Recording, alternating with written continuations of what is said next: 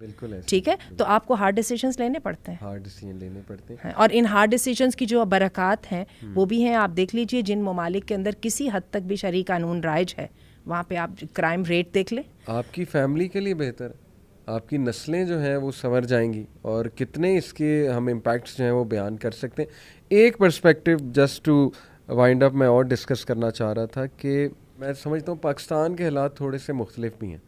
Gulf में काफ़ी जो है ना वो डिफरेंस है, वेस्ट में काफ़ी डिफरेंस है। कैसे यहाँ पे पोलराइजेशन सेकुलर और लेफ्टिस्ट और राइट की मैं समझता हूँ बहुत एक्सट्रीम है।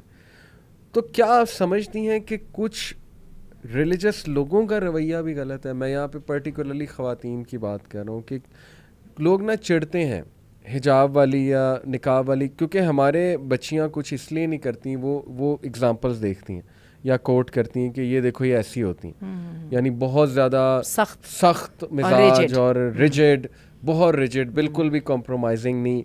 तो लोग उस चीज़ को देख के हिजाब के कॉन्सेप्ट से ही डरते हैं, और इसलिए शायद उनमें एक रेजिस्टेंस है, रेबेलियसपन है। इस पर्सपेक्टिव से हम स्पेशल माइंडसेट की वजह से आपको लगता है रिलीजियस लोगों से भी गलती होती है? बहुत ज़्यादा। बल्कि आपको याद होगा कि जो हमने पहली talk women as change agent में की थी, हमने उस वक्त ये बात कही थी कि होता क्या है कि इस तरह के जब इशू रेज होते हैं ना, तो जो रिलीजियस तबका है, वो जो मर्दों के अंदर एक शॉविनिज्म है, ठीक है, जो कि नेगेटिव लिमिट्स तक को टच कर सकती है, जिसको अल्लाह ने बड़ी अक्लमंदी और बड़ी समझदारी के साथ सिस्टम में रखा है। सही। और उसकी सिर्फ और सिर्फ खैर उससे हासिल की है। और ये आपने कहा था इंस्टिंक्टिव है, ये इंस्टिंक्टिव है, ठीक है। अच्छा, रिलीजियस तबका क्या करता है कि वो उसको प्रोटेक्ट करने के लिए वो इस्लाम के वो वाले कानून को ले आता है सामने, जो कि मर्दों की एक दर्जा फजीलत के ऊपर है।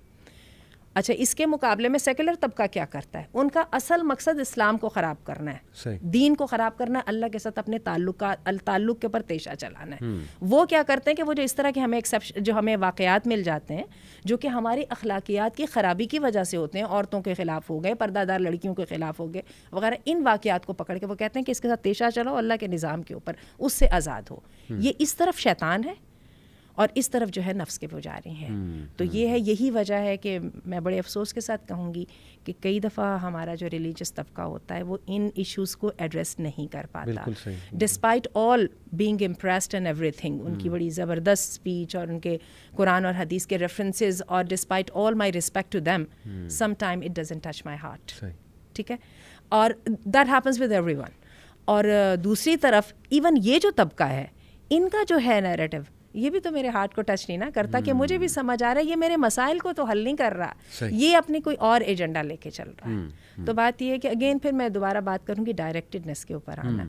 तो उसके ऊपर अगर बात करें तो कई दफ़ा बात तो बहुत सिंपल हो जाती है, और सिंपल बात ये है कि औरत और मर्द के ताल्लुक़ की दो नौइयतें हैं, एक है ह्यूमन लेवल है और एक है जेंडर लेवल है। जो जेंडर लेवल है ना, उसके अंदर औरत की चूँकि मर्द के साथ एक फैमिली वाइज औरत की पोजीशन वल्नरेबल होती है।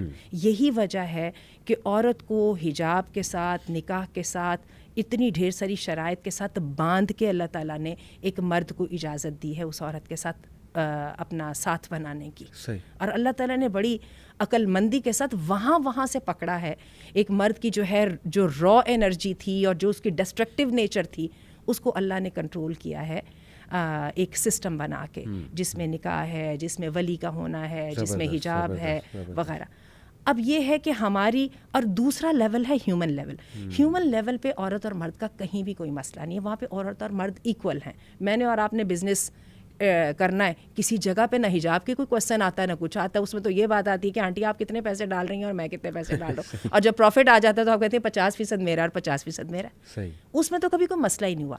मुझे ये समझ ये आई थी कि ईरानी बच्ची थी, उसने ये इंटरव्यू दिया था और उसने ये बात कही थी, उसने कहा था बात ये है कि अल्लाह मुझे ये कहता है कि अपनी सेक्सुअलिटी पे कपड़ा डालो और मर्द के साथ इक्वल लेवल पे बात करो। अगर मैं वो वाला लिबास, वो जिस हमने अपनी वो दर्जी की इनोवेशन क्रिएटिविटी का भी क्रिटिसाइज़ किया है, अगर मैं वो लिबास पहन कर उस मर्द के सामने जाऊँगी तो उसको पता है कि ये इस्तेहसाली पॉइंट है, यहाँ पे मैं एक्सप्लॉइट कर सकता हूँ, तो फिर एक्सप्लॉइटेशन पे चीखे क्यों? फिर मत चीखिए ना। सही बात। आपको याद है मी टू के तहरीक जो इंडिया में स्टार्ट हुई थी, ठीक है, ये मीटू के तहरीक को मैंने बड़ा उसमें वो लिया, तो बात है ठीक है, उसको बेसिकली मर्दों के ख़िलाफ़ शुरू किया गया था और उसमें बहुत बड़े बड़े नामों को लाया गया था। फिर बाद में वो पाकिस्तान में आई, पाकिस्तान में फिर उस पर ड्रामे बने, फिर पाकिस्तान में यूनिवर्सिटीज़ में कैरियर्स डिस्ट्रॉय हुए और हम में से बहुत सारे लोगों ने पर्सनली उसको फील भी किया।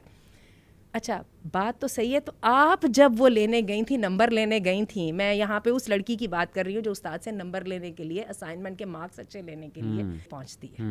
आप कहेंगे मैंने थोड़ा सा किया था, उन्होंने फिर आगे से ज़्यादा कर दिया था, तो you got what you wanted. तो फिर इस पे वो कहते हैं ना, आप विक्टिम ब्लेमिंग करें। अगेन जनरलाइज कर ले तो जितनी मर्जी जनरलाइज कर ले, सही, ठीक है ना। अगर तो आपने इसको इसी तरह से लेके चलना है तो फिर तो मेरा और आपका आर्ग्यू करने का तो कोई फिर तुक ही नहीं बनता। तो अगर आपने मसले को हल करना है तो मसले का हल तो अल्लाह ने आपको बता दिया था। और देखे ना, आपको यहाँ पे जेंडर को और अपनी सेक्स को बीच में नहीं लाना, मेक श्योर। लेकिन आपका लिबास, आपकी बातचीत, आपकी जो है कन्वर्सेशन का टाइप, एक एक चीज़ ज़रा वो ये जो आपके माहिरीन है, ये ज़ुबान के माहिरीन हैं और ये जो बिहेवियर के माहिरीन है, उनसे ले लीजिए कि आप जो है बॉडी लैंग्वेज आपकी क्या कह रही है। बिल्कुल सही। अगर आप उसके बारे में कॉन्फिडेंट हैं तो फिर आइए ब्लेम करना स्टार्ट करते हैं। और हम आंटी यहाँ पे बात करते हैं कि विक्टिम ब्लेमिंग नहीं, विक्टिम रिस्पॉन्सिबिलिटी। हाँ, उससे कौन जो है वो इनकार कर सकता है। हम नहीं ब्लेम कर रहे, लेकिन हम तवज्जो दिला रहे हैं आउट ऑफ सिंसेरिटी कि थोड़ा सा हमें भी देखना चाहिए।